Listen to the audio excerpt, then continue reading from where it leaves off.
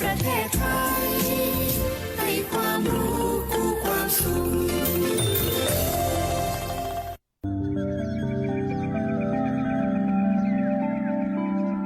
สถานีวิทยุกระจายเสียงแห่งประเทศไทยจังหวัดลำปาง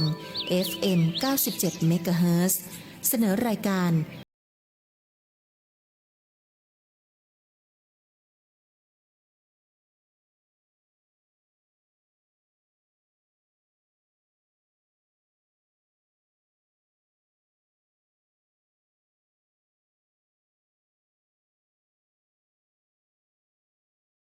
ปานาติปาตาเวรมณีอทินนาทานาเวรมณีกาเมมุสาสุราเม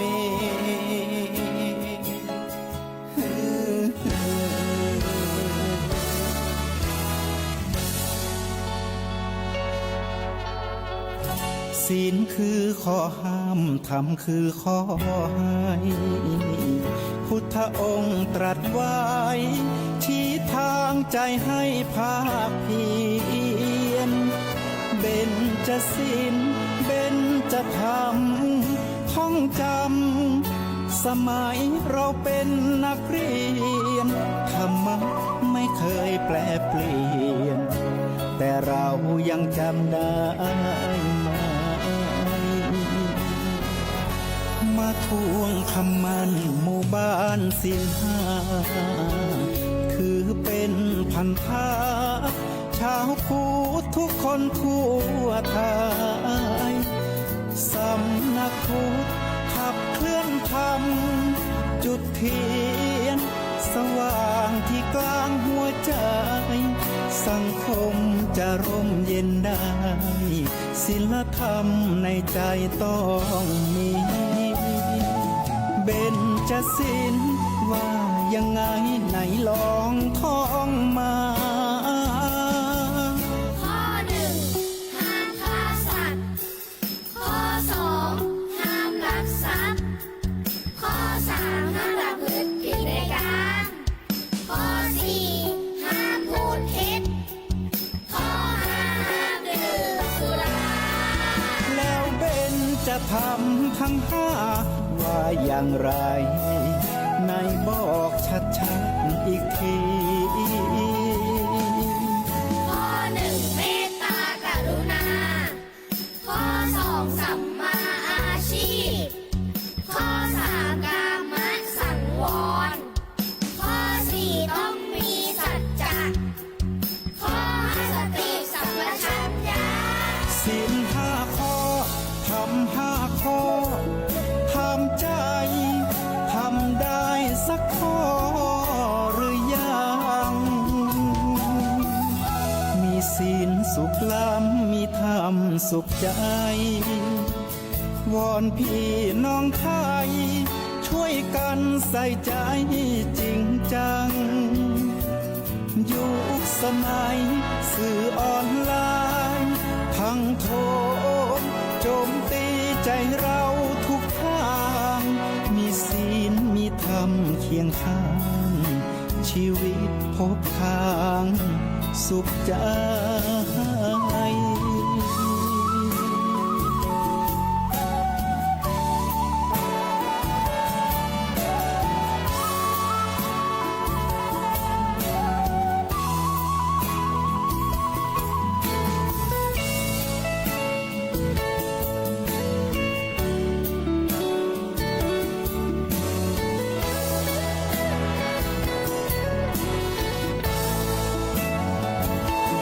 เบญจศีลว่ายังไงไหนลองท่องมาข้อหนึ่งห้ามฆ่าสัตว์ข้อสองห้ามลักทรัพย์ข้อสามห้ามประพฤติผิดในกามข้อสี่ห้ามพูดเท็จข้อห้าห้ามดื่มสุราแล้วเบญจะทำทั้งห้าว่าอย่างไรในบอกชัดๆอีกทีข้อหนึ่งเมตตากรุ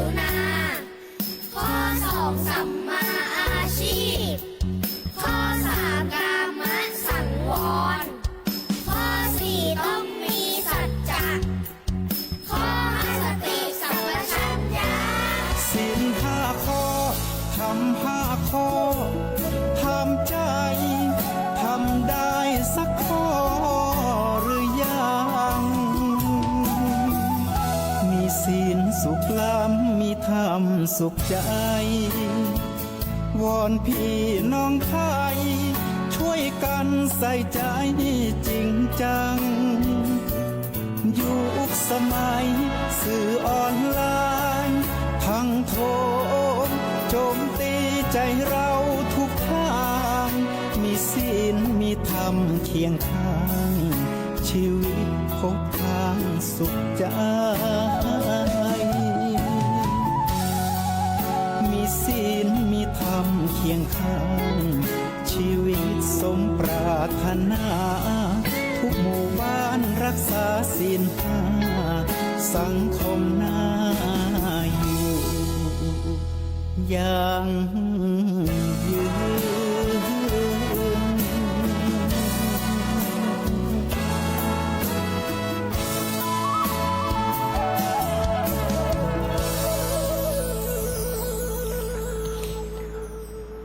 ชีวิตมีอะหยัง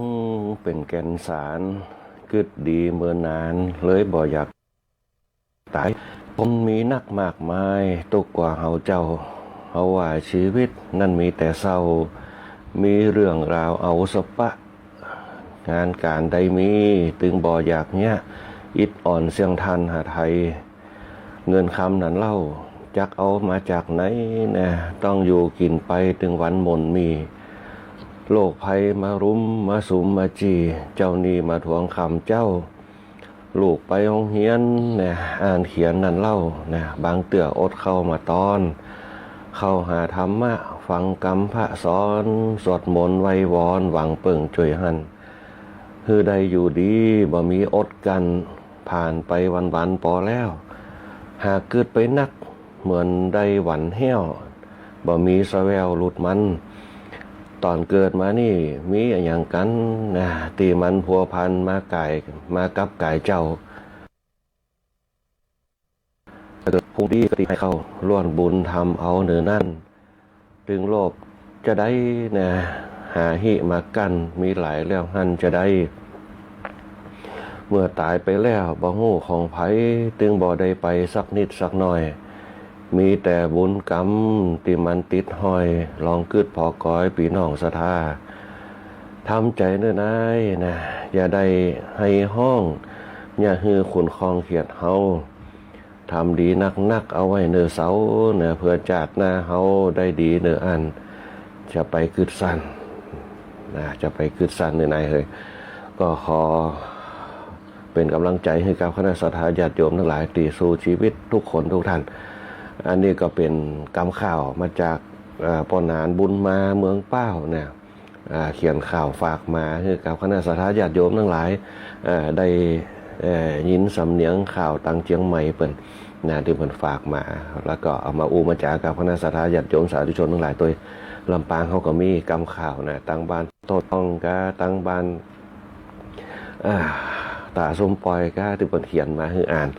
แล้วก็ตั้งลำปูนเขาก็มีนะเอามาฝากมันอย่างเป็นหีดเป็นห้อยนะคณะศรัทธาญาติโยมทั้งหลายกำข่าวกำจ้อยกำซ้อเนี่ยเป็นหีดเก่าๆเดิมเติมแต่งชีวิตคือมันมีเพิ่นเขาว่ามันมีนันทนาการกับจิตกับใจเขาในการดำเนินชีวิตแต่ละวันไปแต่ก่อนสมัยเปิ้นคนยามเฒ่ายามแก่ก็จะมีซ้อกันเนี่ยมาจากอารมณ์การกองมาจากจิตจากใจการกองก็เป็นเนื้อหาสาระเอามาเป็นท่วงทำนองต่างๆอย่าเกิดความนันทนาการกันอย่าเกิดความสุขทางจิตทางใจเนี่ยเหมือนกับเขามีการเงียบวัดกันว่าเขาไปฟ้อนไปเต้นไปรำไปร้องเพลงกันไปปล่อยอารมณ์สมัยใหม่เปิ้นห้องว่าไปรีแลกซ์นะในปีรีแลกซ์ร่างกายก็เปลี่ยนบรรยากาศนั่นแหละเหมือนกับเขาตื่นเจ้ามาไปตรงไปนะไปสู่ธรรมชาติอย่างเช่นตอนเจ้ามาอากาศมันเย็นๆสบายเขาไปตรงไปนะกันไปสูดอากาศไปได้กินไอดินในหมอกไอเหมยเนี่ยในช่วงตอนเจ้านั่นนะอย่างช่วงนี้ก็จะลำปางนะไอหมอกไอเหมยไอควันนะเพราะฉะนั้นควันเผาปลากันติ๊กๆนะคนบ้านเฮามาเดียวนะคนห้องว่าจะได้นะเผาปลาเอาเต็งหมดแดงว่างเอาพักหวานของอันนี้ขอคงปัจจัยนะบางคนก็คงบ่คิดจะอันนะนะบางคนอาจจะเปิ้นอาจจะเพียวไห่เพียวสวนเปิ้นนะแต่บางสิ่งบางอย่างสมัยประเดี๋ยวมันบ่เหมือนสมัยแต่ก่อนอากาศสมัยปัจจุบันอากาศโลกมันร้อนเวลามันเผาปุ๊บเนี่ยควันมันก็อยู่ทั้งลุ่ม ความเย็นมันอยู่ทางบนอยู่บนเมฆบนมันก็ดันความร้อนดันควันอยู่ทางลมสมัยแต่ก่อนอากาศมันดีควันก็ขึ้นสู่ที่สูงติ๊กๆนะมันก็บ่โฮมกันอบอวนเหมือนกับสมัยบัดเดียวนะสมัยบัดเดียวอากาศมันร้อนนักเหมือนกับบ่อน้ำนะอากาศมันร้อนนะอากาศทางลมมันก็มีอากาศทางบนมันเย็นมันไปตึดอากาศทางร้อนมาขึ้นมาบัดเดียวแปลงน้ำบ่อก็เลยยากคนจะลงไปขุดน้ำบ่อก็บ่ได้ละอากาศบ่มีนะอย่างคนลงไปน้ำบ่อเนี่ยสิ้นชีวิตไปกันก็มีนะก็ด้วยความเป็นห่วงเป็นใยคณะสัตยาติโยมทั้งหลายนะประมาทในการดำเนินชีวิตปึงธรรมะ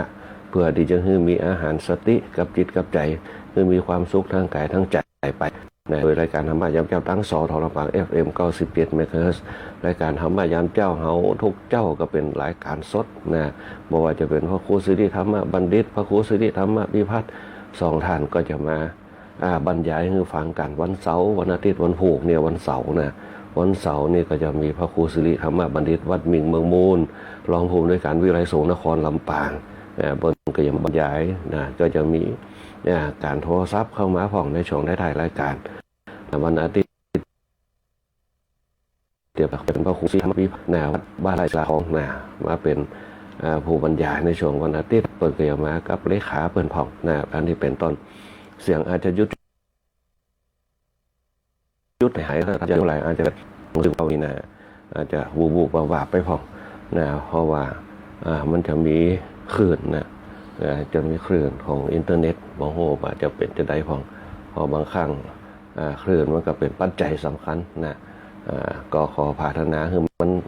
ลงไปกันแล้วกันในช่วงนี้นะและการธรรมะยามเจ้าก็จะมีสอนทรางของเขานะที่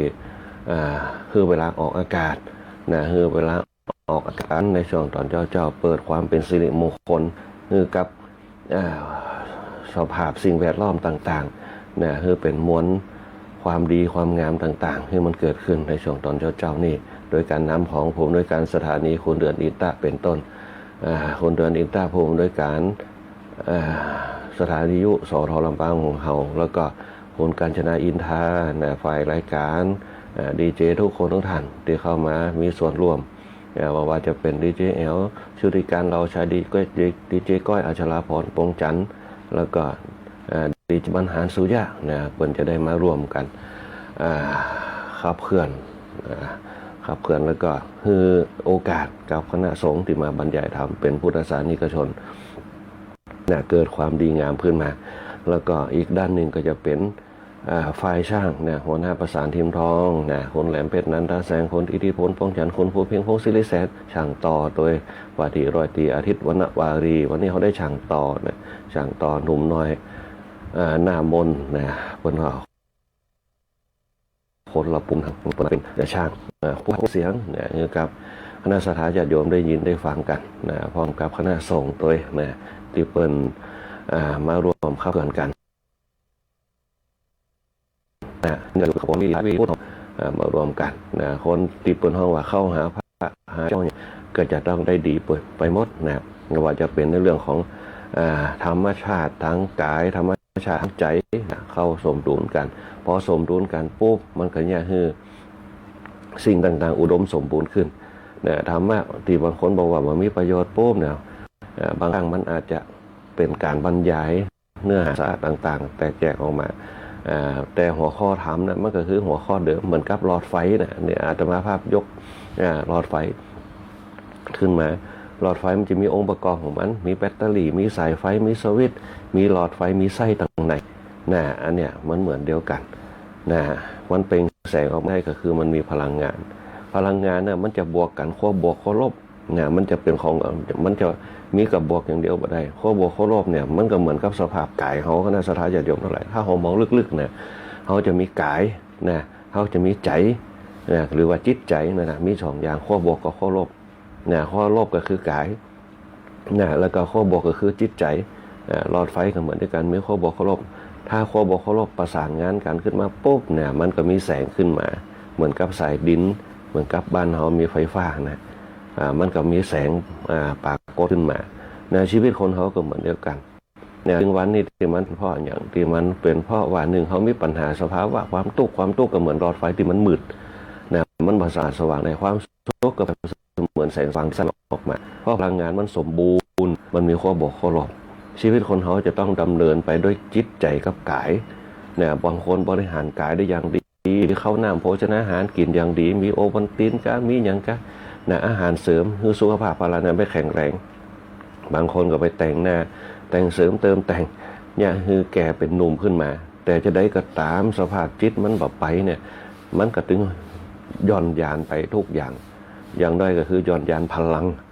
นะถึงร่างกายมันจะไปประทินโฉมจะได้ไปเต้าเกาหลีก็จังแต่ว่าพอมัน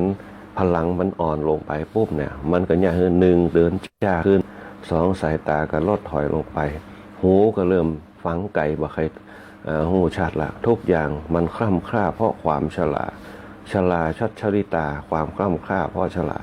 เพราะฉะนั้นเนี่ยการบริหารชีวิตเนี่ยต้องบริหารจิตใจกับกายไปคู่กัน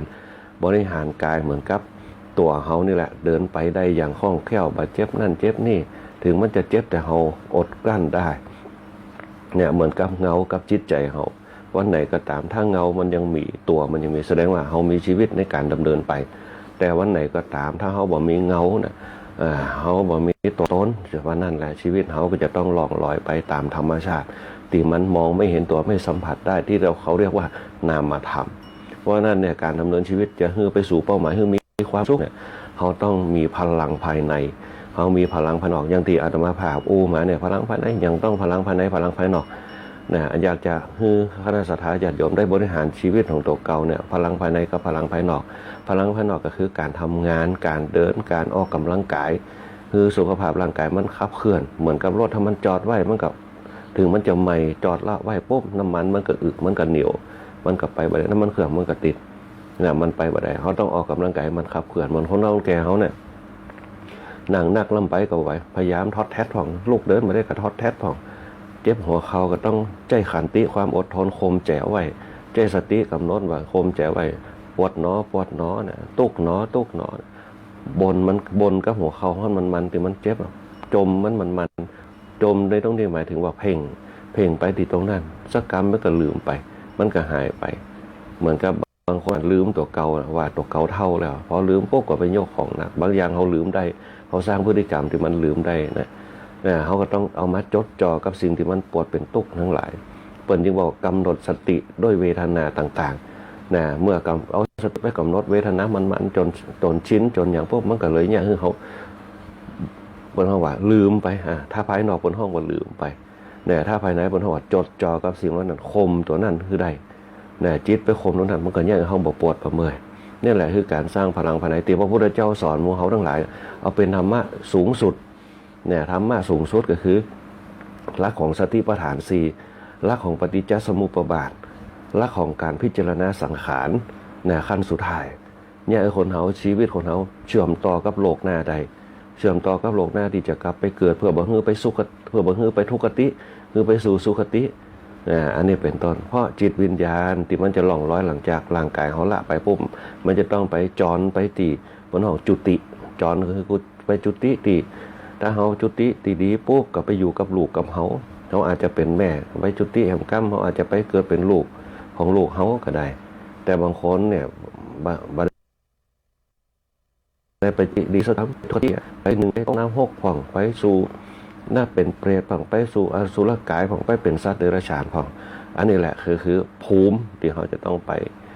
ในสู่ภพภูมิในขณะที่เขาเป็นมนุษย์เขาอาจจะไม่ได้กึศที่ไม่ได้กึศในทางข้างหน้าเขาอาจจะกึศเป็นกามคุณโลกิยะสุขมากเกินไปเขาก็เลยบอกว่าเกิดมาเดี๋ยวตายเดี๋ยวจัดหน้าบ่มีสำหรับตัวเขาขอจัดนี่ให้มันดีเนี่ยตรงนี้แหละเขาเป็นคนที่คิดผิดถ้าเขาคิดถูกปุ๊บเนี่ยมันจะสมดุลกันการดำเนินชีวิตเพราะชีวิตเป็นไปตามวัฏจักรเป็นไปตามกฎเกณฑ์วงเวียนชีวิตนะเพราะฉะนั้นเนี่ยสิ่งที่สำคัญที่สุดในขณะที่เขามีชีวิตอยู่1กรรมพระพุทธเจ้าสอนเรื่องกรรมกรรมมุนาวัตติโลโกสัตว์โลกย่อมเป็นไปตามกรรมเกิดมาตามกรรมในขณะที่เขามีชีวิตอยู่เขาสร้างประโยชน์หรือใดสร้างชีวิตที่มันเป็นประโยชน์ตรงนั้นแหละคือการสร้างกุศลคือการสร้างความดีถามว่าทุกท่านในคณะที่ฟังธรรมะอยู่เนี่ยสร้างกุศลอย่างหนึ่งสร้างกุศลให้กับจิตใจตัวเก่าเนี่ยทุกท่านที่เข้ามาในเพจเนี่ยที่เห็นรายชื่อต่างๆหนึ่งสร้างกุศล วันสร้างจะใดหนึ่งสร้างสติตัวเก่าคือจดจ่อกับเสียงจดจ่อกับสิ่งที่เขาต้องการที่จะฟังนั่นแหละคือการสร้างจิตของเขาเป็นกระแสเมื่อกระแสมันตรงปุ๊บเนี่ยความชัดเจนหนึ่งสติของเขาก็ชัดเจนในการฟังชัดเจนในการที่จะคัดสรรตีว่าเขาจะเอาธรรมะตรงเนี้ยเข้าไปสู่จิตของเขาเนี่ยถ้ากระแสจิตดีเนี่ยเพราะฉะนั้นสร้างกระแสจิตทุกวันปุ๊บเนี่ยเอาธรรมะใส่ธรรมเข้าไปบวกกับพฤติกรรมเขาที่เขาทำอยู่หนึ่งเขาไหว้พระสวดมนต์สองเขาอยู่ในศีลคือความเป็นปกติเนี่ยสามเนี่ยเขาอยู่ในความเจริญแห่งจิตใจมองโลกในแง่ดีชีวิตเขาจะมีความสุขเลยนี่เป็นเพราะว่าบุญกิริยาวัตถุ3ประการบุญกิริยาวัตถุ3ประการเนี่ยหนึ่งเป็นคนที่ปกติได้เป็นคนที่มีศีลมีปกติอยู่กับตัวกับตนได้บ่าเอาเรื่องภายนอกเข้าสู่ภายในนั่นแหละคือเขาปกติเป็นเพราะว่าศีลคือการสะอาดเนี่ยจะได้ก็ได้คือมันสะอาดคือได้แต่เขาสรุปมาเป็นเจ้าบ้านเนี่ยเป็นเพราะว่าศีลคือสะอาดทานคือสว่างภาวนาคือสงบหลวงปู่พระธาตุบนเขียนเอาไว้เนี่ยแต่ก่อนอาตมาภาพก็ตีความมาออกศีลสะอาดสว่างสงบเพื่ออย่าง พอเขามากึดได้ตอนเนี่ยศีลคือการชำระเนี่ยเขาสังเกตพอเปิ้ลจะชำระกายวาจาใจให้สะอาดให้ปกติเนี่ยการทำศีลให้มันเปิ้ลเขาว่าคือมันงดเว้นละเว้นที่เขาได้ยินมาแต่ความจริงแล้วปุ๊บเนี่ยสรุปรวมมาเนี่ยคือจิตเขาสะอาดกายเขาสะอาดวาจาเขาสะอาดพอที่สะอาดขึ้นอย่างก็คือสรุปก็ได้เขาบอกไปว่าไผเขาบอกไปเบียดเบียนไผเขาบอกไปละเมิดสิทธิอย่างของคนอื่นมีอย่างปุ๊บเขาก็ปั่นกันกินเนี่ยข้อที่2ข้อที่3คือฮู้จักเพศจักไว้เนี่ยฮู้จักความเป็นพ่อเป็นแม่เป็นปู่เป็นย่าเป็นตาเป็นยายเป็นลูกเนี่ยฮู้จักฐานะตัวกันนี่แหละคือการสำรวมในเพศกาเมสุมิจฉาจาราเวรมณีเนี่ยเปิ้นเฮาว่าการประพฤติผิดทางเพศแต่เขาจะต้องมองเพศไหนเพศละอ่อนเพศวัยรุ่นเพศกลางคนเพศพ่อเพศแม่เขาต้องบันละเมิดตรงนี้ถ้าเขาละเมิดปุ๊บเนี่ยเหมือนกับละอ่อนในยุคปัจจุบันมันละเมิดเพศเก่าๆบางคนเป็นละอ่อนป.1 ป.2 อยากจะเป็นสาวละอยากจะมีกูมีมันก็ผิดเพศบางคนบัดตันใหญ่ก็จะมีลูกแล้วนั่นแหละคือการผิดเพศแต่เขาบ่ต้องไปมองสุดตรงเขาไปมองในเรื่องกามเนี่ยกาเมก็คือกามสุมิจฉาจาราประพฤติผิดในกามเขาไปมองเพศในเรื่องของอย่างต่างๆติพิษครอบครัวพิษเพศกู้ยั้งเนี่ยเราไปมองตรงนั้นอย่างเดียวก็ไม่ใช่เขาต้องมองเพศตัวในยุคปัจจุบันท่านก็ที่บนบอกว่าโลกแตกเนี่ยคือหมู่ชนทั้งหลาย1แตกจากความคิด2แตกจากเพศแตกจากจารีตประเพณีละอ่อนประเดียวมันก็เลยเจือฟังพ่อแม่บ่เจือฟังผู้รักผู้ใหญ่บ่เจือฟังกฎหมายบ่เจือความตายบ่เจือบุญบ่เจือกุศลน่ะในอ่อนในยุคปัจจุบันน่ะสังเกตพอเลยมันจะทำไล่กันตลอดมันมีอย่างมันก็บ่สุมาคารวะกันนะเหมือนกับระเด็กละอ่อนบางคนขี่รถเครื่องไปจนคนเฒ่าตายเนี่ยนะบ่สนใจสักอย่างแทนที่จะพูดจะสำนึกว่าเนี่ยเขาทำลายชีวิตคนอื่นบางคนก็นั่งอยู่บ่ได้นะเอาโทรศัพท์มาเล่นเถียทั้งที่คนก็นอนอยู่กลางถนนวันก่อนหันใส่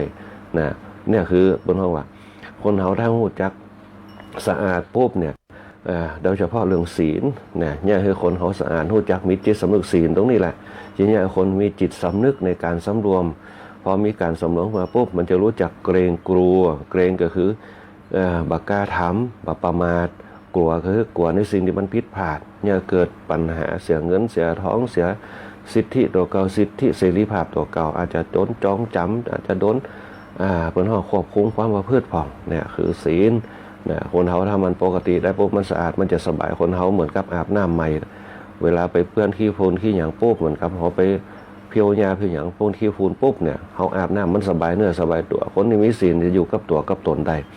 คนที่มีศีลจะหู้จักตัวจักตนหู้จักตัวเก่านักกว่าคนอื่น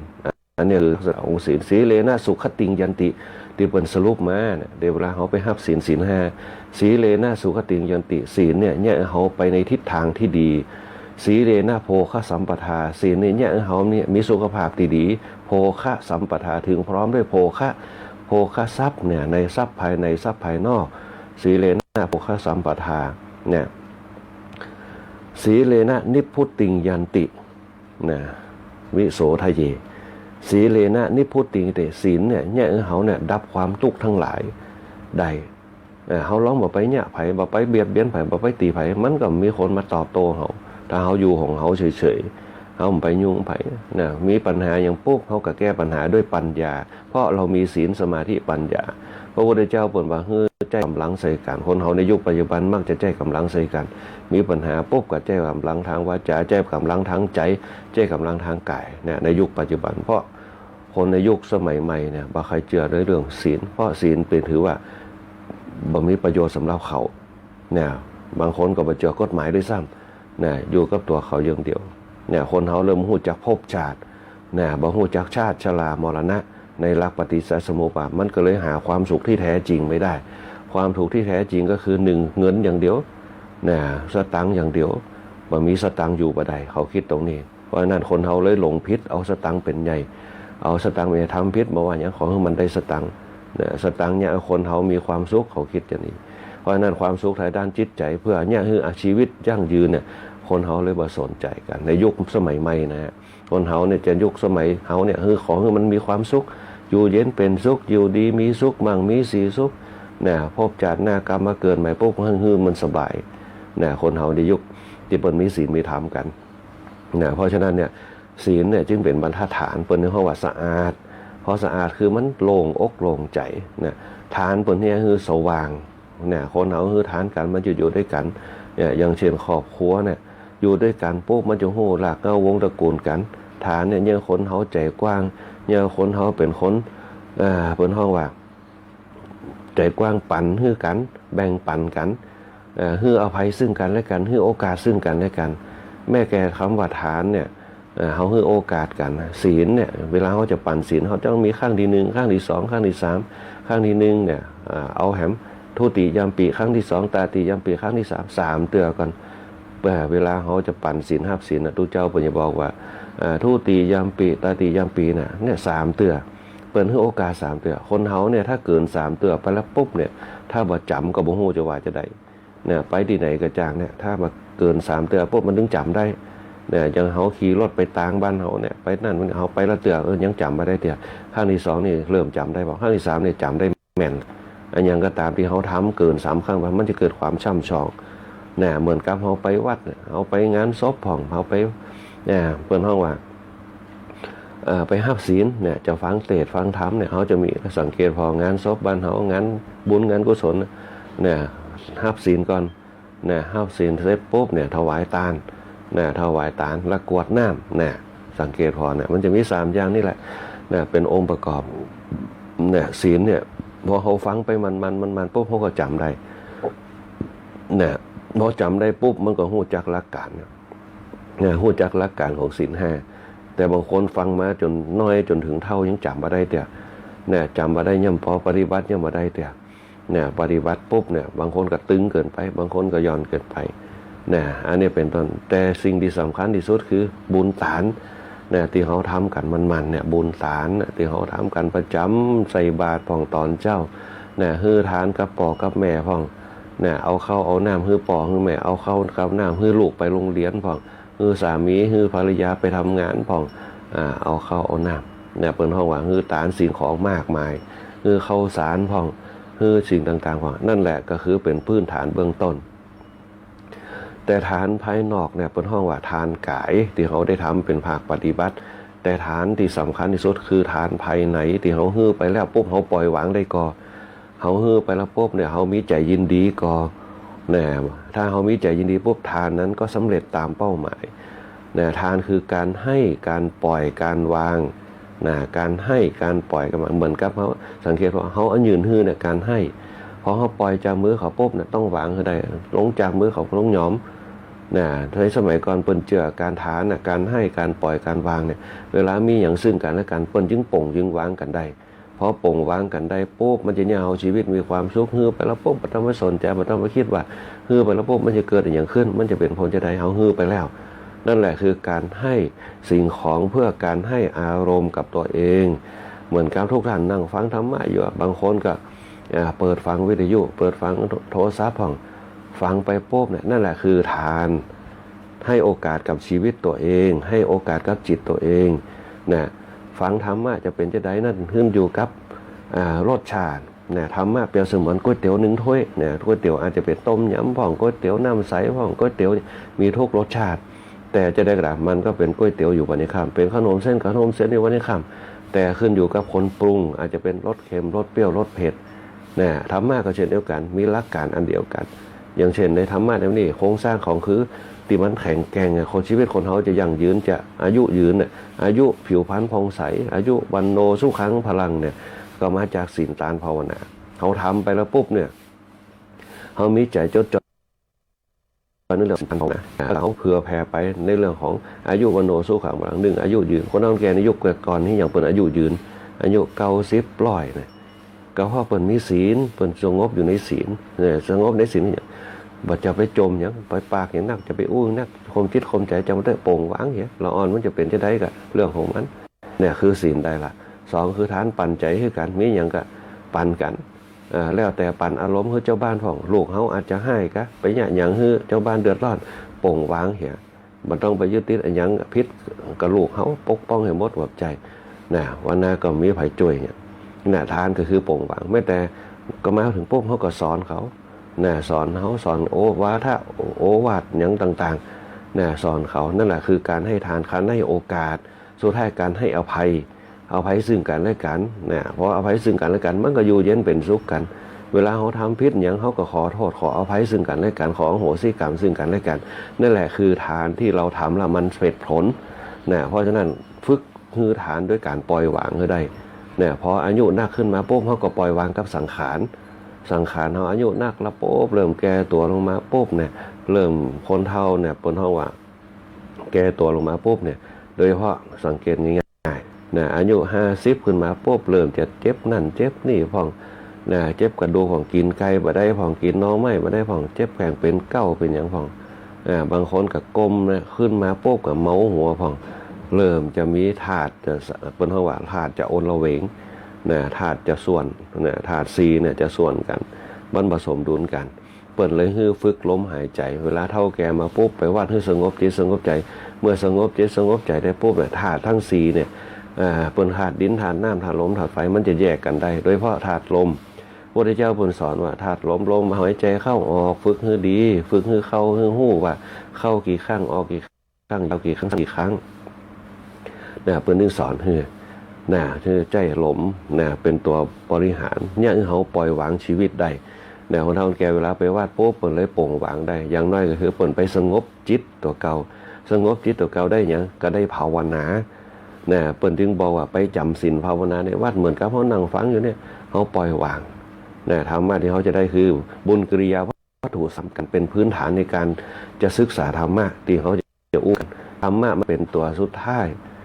เขาจึงมีคำว่าศีลธรรมศีลมาก่อนธรรมฝึกตัวเก่าก็ได้ฝึกภาคปฏิบัติคือได้แล้วไปฝึกภาคทฤษฎีก็คือธรรมคนเขาได้อยู่ในศีลปุ๊บอยู่ในศีลอยู่ในธรรมปุ๊บมันจะมีธรรมะอยู่ในตัวเนี่ยเขาเนี่ยประมาณในการดำเนินชีวิตธรรมะคืออาหารสติเนี่ยเขาบอกประมาณในการดำเนินชีวิตเหมือนกับว่าดึกตื่นเจ้ามาเขาต้องไปทำงานลงไปทำงานแสดงว่าเขาประมาทแต่ถ้าเขาไปทำงานก็คือเขามีธรรมะ1เขาจะต้องไปละถ้าไปติดจากการทำงาน1เขาต้องอดทนมาเป็นอันดับแรกละขันติความอดทน2วิริยะความภาคเพียรการเดินทางแต่ภาษาอย่างไรเราจะทำให้เกิดมาจากภาคปฏิบัติศีลคือภาคปฏิบัติเหมือนกับเราเรียนหนังสือมันจะมีวิชาพละอย่างของเนี่ยมันจะมีเป็นห้องภาคปฏิบัติกับภาคทฤษฎีภาคปฏิบัติกับภาคทฤษฎีติดตามกันมาคณะสัตยาธิโยมถ้าเขาปฏิบัติอย่างถูกต้องแสดงว่าเขาปฏิบัติภาคปฏิบัติคือภาคกายเวลาเขาไปปฏิบัติธรรมกิริยาบถต่างๆยืนเดินนั่งนอนเปลี่ยนอิริยาบถเปลี่ยนอิริยาบถนั่นภาคปฏิบัติอันนี้ถ้าภาคทฤษฎีคือ1เขานั่งสมาธินั่งกึศสังขารเขากำหนดสติตัวเก่ากายเวทนาจิตธรรมสติปัฏฐาน4พอสติปัฏฐาน4มันตั้งมั่นโป๊บเนี่ยนั่นแหละก็คือผลที่เขาได้รับก็คือฐานที่มั่นเขานั่งสมาธิก้าวไปสู่สมาธิแต่ละระดับขึ้นไปพอสุดท้ายปุ๊บเนี่ยเขาเคยนั่งที่เป็นปุ่นวะอุ่นไว้นั่งสมาธิมันหูเป่าปูบับเขาบ่นิ่งหลังจากเขาได้ปุ๊บเขานั่งได้ละนิ่งได้ละนั่งจาก15 นาที10 นาทีสังเกตพอคนที่ทำสมาธิได้ปุ๊บเนี่ย1นอนหลับเป็นสุขตื่นเป็นสุขนอนเป็นสุข บ่ฝันร้ายนะย่างเฮอสติปัญญาเฮาดีนะบ่ย่างเฮอเฮาตกเฮาหวังบ่เฮอเฮานอนไม่คืนเป็นกลางเป็นจ่วงตื่นเจ้ามาจะย่างเจ็บหัวเบลอกันนะเพราะฉะนั้นเนี่ยเพิ่นถึงบอกว่าบริหารจิตของตัวเก่าคือดีพอบริหารจิตที่ปุ๊บเนี่ยบริหารปอดบริหารลมหายใจในต้องมันคืออย่างคือลมหายใจในต้องเดียวลมในต้องที่มันจะไปพัดผ่านความเย็นความร้อนของการเผาผลาญอาหารลงไปเนี่ยเขารับเป็นสุขขึ้นมาเนี่ยคือกายภาพที่พระพุทธเจ้าได้สอนนะเนี่ยชีวิตคนเรายั่งยืนคนเฮาแก่เขาสังเกตว่าเนี่ยเมื่อค่ำเมื่อคืนปุ๊บเนี่ยเพิ่นจะบ่กินอย่างละกินข้าวไม่แรงปุ๊บเนี่ยทุ่มปลายเพิ่นก็เตรียมตัวเข้านอน2 ทุ่มนะเตรียมตัวเข้านอนในยุคปัจจุบันก็เลยเอามาเป็นเรื่องที่เพิ่นเฮาว่าบริหารลดความอ้วนต้องนอน4 ทุ่มนะอันนี้เป็นต้นบ่กินอาหารหลัง4 ทุ่มไปเอามาปฏิบัติกันเนี่ยความจริงก็เป็นธรรมะนั่นแหละเอามาใจกันบริหารการกินการหยังก่อนนอนนะเป็นต้นอันนี้แหละคือหลักการนะในการปฏิบัตินะในเรื่องของศีลฐานนะพอศีลกับฐานเกิดขึ้นมาปุ๊บเนี่ยความโปร่งความวางเกิดขึ้นมาปุ๊บมันก็ย่างเขาปล่อยวางกับสิ่งต่างๆได้บางอย่างคือมากวนตัวเขาบางยึดทิฏฐิมานะว่าตัวเขาตัวกูของกูนะบางอย่างเขาต้องยอมผ่องมีอ่อนมีแข็งในการดำเนินชีวิตอ่อนก็คือจิตแข็งก็คือกายมีอ่อนมีแข็งนะไปแต่ละวันไปถ้าเขาจักอ่อนจักแข็งปุ๊บเงากับตัวเขาจะเดินไปพร้อมกันอย่างมั่นคงแล้วก็แข็งแกร่งหลังจากนั้นไปปุ๊บเขาก็ศึกษาประสบการณ์ชีวิตเพื่อให้กระแสชีวิตมันดีคือตั้งกระแสจิตตัวเก่าดีว่าเขาอยู่ไปเพื่ออะไรอย่างนะใครทำอะไรที่ไหนเมื่อไรเนี่ยนักวิชาการเอามาใจเป็นสวอตตัวเก่าสำรวจตัวเก่าเขาว่าถึงวันนี้เขาเนี่ยอย่างอยู่นะเขาท่าอย่างอยู่ทำอย่างอยู่นะเป็นต้นถามตัวเก่าแต่พระพุทธเจ้าบอกว่าอยู่เพื่อประโยชน์นะประโยชน์คือตัวเก่าคือลมหายใจเพื่อประโยชน์ของตัวเก่าคือหนึ่งสร้างพลังกายให้มันดีให้มันแข็งแรงตุกนี่มันมีอยู่แล้วนะสถาญาติโยมหลายปัญหาความตุกหลายตุกแต่เขาเน้นในเรื่องความตุกกินสุดเนี่ยแต่เขาไม่ได้คิดถึงตุกในร่างกายแต่พอตุกกินมันมีก็เลยต้องโทษร่างกายบางคนบ่มีกินเป็นนี่เป็นสินค้าตัวเก่าค่าลูกค่าเมียนะเลยมาตุกตรงนั้นแต่เขาลืมสมองที่มันเป็นเพศเป็นปัญญาของเขาที่เขาจะกอบกู้สิ่งต่างๆเนี่ยเขาเรียกว่าที่เขาพลังอยู่พลังภายนอกเขาไม่อยู่1 สมอง 2 มือ 2 เท้าที่จะพายุงร่างกายเขาไปเขาลืมกึดไปบางคนเห็นหนังสือมันอ้างเห็นมาสูงลืมกึดไปนะเพราะอย่างดีลืมกึดเพราะไม่มีสติไม่มีสัมปชัญญะในการคิดนะมาลืมไปตรงนั้นแล้วก็มีความท้อแท้นะบ่มีพลังภายในกับเก่าบ่มีพลังภายนอกกับตัวเก่าเพราะมีพลังภายนอกพลังขับเคลื่อนพลังสติบ่มีซ้ำไปใหญ่นะเหมือนกับรถอ่ะทุกอย่างครบพร้อมหมดแต่พลังมันบ่มีนะน้ำมันมีแต่น้ำมันเครื่องบ่มีน้ำมันเครื่องแต่น้ำมันมีแต่น้ำบ่มีน้ำมันสมพอผสมกันปุ๊บมันก็สตาร์ทติดมันก็ยากน้อยนี่เนี่ยเพราะฉะนั้นเนี่ยคณะสัตยาติโยมทั้งหลายการดำเนินชีวิตก็เช่นเดียวกันการดำเนินชีวิตของคนเขาเนี่ยอย่างน้อยก็ต้องมีธรรมะนะอยู่กับตัวธรรมะคือข้อคิดบางคนอาจจะเก่งฟังธรรมะบ่อยๆจำได้เหมือนกับทุกท่านที่ฟังธรรมะอยู่จะโหละแต่ว่าบางอย่างเขาฟังไปเขาจะสร้างพลังคือมันแข็งแกร่งได้จะได้นะบางคนฟังธรรมะมันเยอะแยะมากมายในพระไตรปิฎกบางคนเรียนอภิธรรมก็มีนะที่หันกันตรงเนี้ยนะ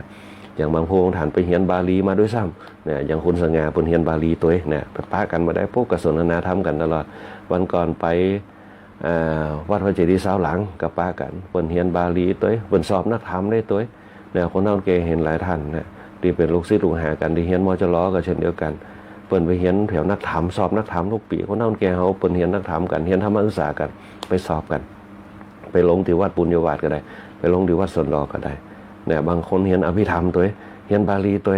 เนี่ยหลายคนหลายท่านที่ได้พบปะกันนี่แหละเราศึกษาไว้เพื่ออย่างน้อยก็คือ1เนี่ยกระตุ้นสมองเนี่ยกระตุ้นสติปัญญาเขาบ่ให้มันอยู่กับติเนี่ยให้มันแจ่มใสอยู่ตลอดเวลาเหมือนกับคำว่าพุทธะเนี่ยคำว่าพุทธะตื่นตัวเสมอตื่นตัวตื่นตาตื่นใจอยู่ตลอดเพราะฉะนั้นเวลาเขาตื่นตัวตื่นตาตื่นใจมันจะสดชื่น เนี่ยสดชื่นในเรื่องสภาวะภายในของเขาเพราะมันตื่นตัวอยู่ตลอดมันจะบ่ฮู้จักว่าปัญหาเนี่ยมันก็ต้องแก้ได้ตุกเนี่ยมันก็แก้ได้เดี๋ยวพระพุทธเจ้าเปิ่นมีปัญหาของเปิ่นน่ะเป็นพระราชาเนี่ยโอ้บ่ใช่ว่าสบายนะทุกอย่างสบายในเรื่องกินกามเกียรติแต่ในเรื่องความสบายใจมันบ่สบายตุกนักอย่างพระพุทธเจ้าเปิ่นเลยหาทางออกบวชทางหลุดพ้นเปิ่นได้ทางหลุดพ้นเนี่ยเพราะฉะนั้นสภาวะตุกเนี่ยมันมีทุกยอมยากแต่เขาจะแก้ปัญหาตุกนั้นได้จะได้ตุกกายกับตุกใจพระพุทธเจ้าเปิ่นก็ถึงสอนเรื่องอริยสัจสี่เนี่ยอริยสัจสี่คือหัวข้อวิจัยเนี่ยเจ้าโลกทั้งหลายเอาไปใจเป็นหัวข้อวิจัยเนี่ยตั้งสมมติฐานขึ้นมาเนี่ยก็คือตุกตั้งสมมติฐานขึ้นมาคืองานเป้าหมายจุดประสงค์เนี่ยวิธีการทำเนี่ยอันนี้เป็นต้นเจ้าโลกทั้งหลายเปิ่นความจริงเอามาจากอริยสัจสี่นี่แหละถ้าเขายอมรับตัวเก่าเนี่ยบางคนบ่ยอมรับในหลักของพระพุทธเจ้าเนี่ยไปยอมรับรักษากฎเหมือนกับคนไทยบ่ยอมรับภาษาไทยเนี่ยเอาภาษาพลังเข้ามาใส่ปุ๊บเนี่ยยอมรับการความจริงมันก็เป็นภาษาไทยนะเหมือนกับทฤษฎีพหุปัญญาเนี่ยทฤษฎีพหุปัญญาเป็นทฤษฎีทางการศึกษาเนี่ยเพื่อสร้างการศึกษาให้มีจริยธรรมคุณธรรมเนี่ยแต่คนเขามันมองมาถึงทฤษฎีพหุปัญญาคือศีลสมาธิปัญญาเหมือนกับคนเขาในสมัยแต่ก่อนน่ะคนไหนที่จบขัดสามจะหูดีเนี่ยรักการสอนการห้ามการเฮียนอ่อนสุจีปุริเนี่ยสุฟังเนี่ยสุฟังจิก็คือคิดเนี่ยปุก็คือถามลิก็คือเขียนลิขิตปุจิเนี่ยคือถามนะสุก็คือสุนาตุเนี่ยสุนาตุหรือว่าสุนาถะจงฟังนะสุฟังจิคิดจินตนาการนะคิดนะจิจินตนาการปุก็คือปุจฉะนะถามนะลิก็คือลิขิตเขียนฟังคิดถามเขียนองค์ประกอบนักปราชญ์นะในยุคสมัยแต่ก่อนเขาจะจำกันได้นะละออนจึงฉลาดเขียนหนังสือได้งามเดี๋ยวนะลองสังเกตพอละออนเขาเรียนตัวหนังสือจะพูดเรื่องนะในยุคปัจจุบันนะในแหมยางในโครงสร้างในยุคปัจจุบันเนี่ยเป็นโครงสร้างในเรื่องการศึกษาก็เหมือนเดียวกันเป็นโครงสร้างในเรื่องผลงานส่วนมากผลงานนักเรียนผลงานครูมันจึงลืมเนี่ยในเรื่องภาคปฏิบัติไปเนี่ยโดยเฉพาะศีลธรรมเนี่ยเขาต้องการให้คนเขาสมัยเดียวมีความรู้นักแต่ว่าบางอย่างจริยธรรมเนี่ยคุณธรรมในเรื่องการประพฤติปฏิบัติต่างๆเนี่ยการน้ำใจเนี่ยอยู่ในสังคมเขาเนี่ยมันมาจากน้ำธรรมคำสอนเนี่ยในยุคปัจจุบันเขาเนี่ยมันขาดศีลธรรมไปเพราะขาดศีลธรรมไปปุ๊บเนี่ยมันก็เลยเป็นการแข่งขันกันในเรื่องของโลกที่มันเกิดขึ้นมาเนี่ยอันนี้เป็นต้นเนี่ยมันจึงขาดกันเพราะฉะนั้นเนี่ยในฐานะที่เขาดำเนินชีวิตอยู่เนี่ยเขาเอาธรรมะตรงเนี้ยของพระพุทธเจ้ามาใจเนี่ยเอามาใจกันรักปฏิบัติกันต่อไปเนี่ยโดยเฉพาะโครงสร้างเนี่ยศีลสมาธิปัญญาศีลทานภาวนาตรงเนี้ยเพื่อให้เกิดธรรมเกิดขึ้นอย่างน้อยก็คือจะเป็นตัวเสริมเป็นแห่งคับเนี่ยเขามุ่งไปสู่เป้าหมายในการดำเนินชีวิตนะเมื่อนั้นเนี่ยปุ๊บก็เติมใจให้ตัวเก่าผ่องทำบุญผ่องทำบุญทำทานผ่องนะเป็นห้องว่าทำเพื่อให้ปล่อยวางให้ได้คือความสุขใจมันเกิดเมื่อเขาทำแล้วเกิดความสุขใจแต่เขากินเข้าไปนะแต่เขากินเข้าไปปุ๊บนั่นแหละเขาคือทานกับตัวเก่าเนี่ยถ้าบ่กินก็เป็นโรคกระเพาะถ้าบ่กินก็เป็นโรคลำไส้เนี่ยเท้า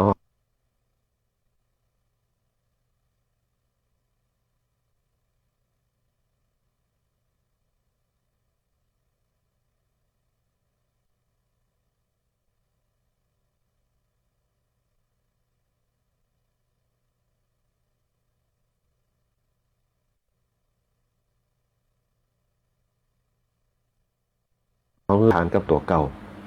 เนี่ยมันก็ยากคือ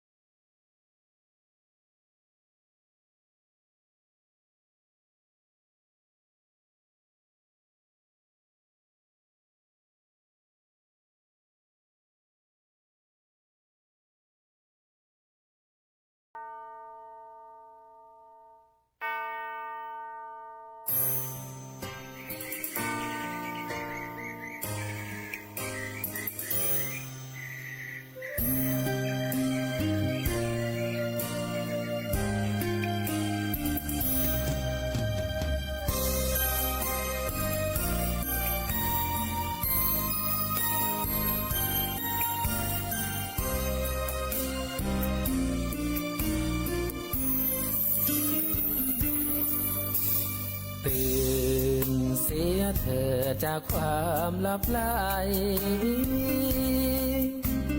ได้กำไรควันยืนตื่นเช้า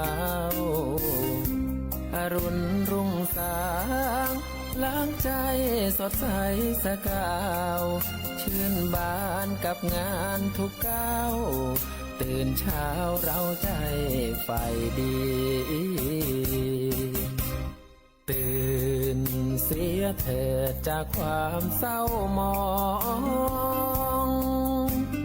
ท่องทวนคำต้องดีกว่านี้ ชีวิตไม่สายท้าทายไฟฝันเสรีรุ่งเช้าตื่นนอนเร็วรีส่งยิ้มสวัสดีหัวใจ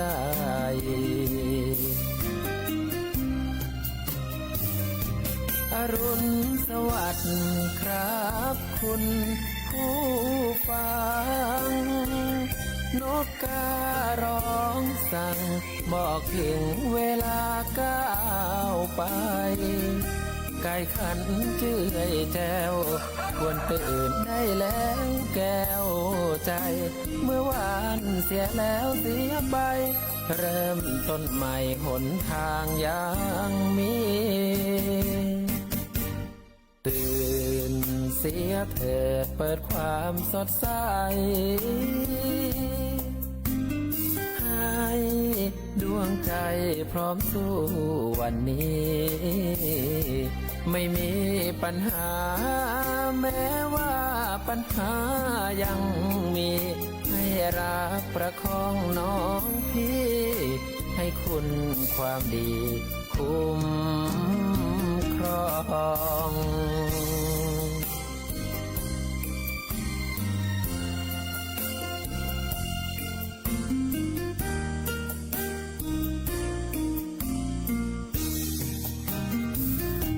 อรุณสวัสดิ์ครับคุณผู้ฟังนกการ้องสั่งบอกถึงเวลาก้าวไปไก่ขันเจื่อยแจวควรตื่นได้แล้วแก้วใจเมื่อวานเสียแล้วเสียไปเริ่มต้นใหม่หนทางยังมีตื่นเสียเถิดเปิดความสดใสให้ดวงใจพร้อมสู้วันนี้ไม่มีปัญหาแม้ว่าปัญหายังมีให้รักประคองน้องพี่ให้คุณความดีคุ้มครอง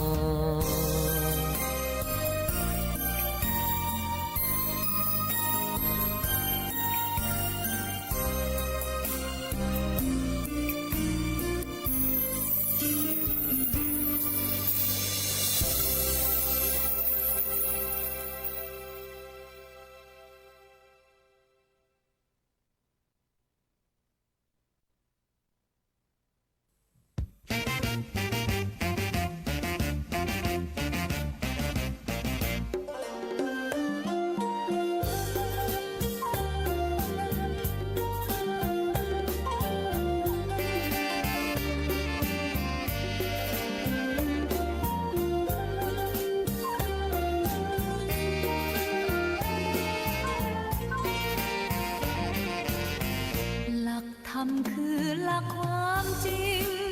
แท้ทุกสิ่งใดจะยิ่งเหนือหลักธรรมพระพุทธองค์ทรงย้ำซ้ำออกมาชักนำย้ำพร่ำสอนยืนหยัดตั้งแต่วันตรัสรู้โลกวิถูรู้แจ้งโลกสรรพสัตว์สวรรค์สารพัดแจกแจงแจ้ง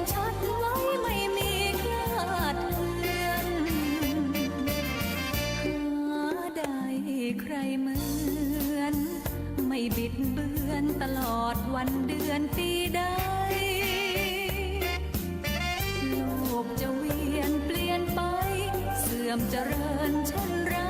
หลักธรรมไม่ได้เอ็นเอียงธาตุสี่ในกายทั้งดินน้ำลมและไฟถึงวันสลายย้ายแยกแตกดับอับปางไม่จีรังยั่งยืนแท้เทียงแต่ว่าจิตของเราไม่ตายร่อนเร่ไปสุดเวียงหากไม่มีเสบียงได้ผลบุญคอยเลี้ยงคงพบได้เพียงอบายภูมิผลบาปบุญทั้งน้อยและใหญ่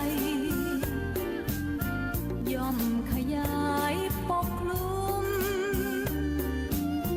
บาปบุญเราจะเข้ารุมบาปเป็นไฟคอยสุมส่วนบุญนั้นอุ้มชูใจ เอกนามกิ่งยังคงหนึ่งไม่มีสองตรัสไว้ หากตรัสออกคำใดย่อมเป็นหนึ่งตลอดไปไม่เปลี่ยนพันไปได้เลย